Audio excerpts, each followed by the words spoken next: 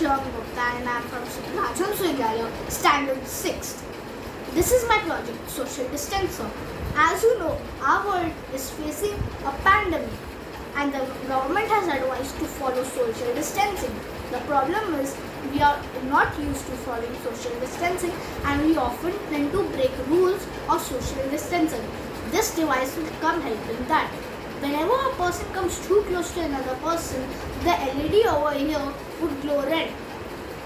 As you can see, it has started to glowing red. Whenever the person gets an indication that he has to go back. So the person would go back and the LED would now become green again. I've thought of improving it more by making it more compact and make it communicate with other devices such as phones, laptops, tablets, etc. so that anyone from anywhere can operate their social distancer with ease. Thank you for watching.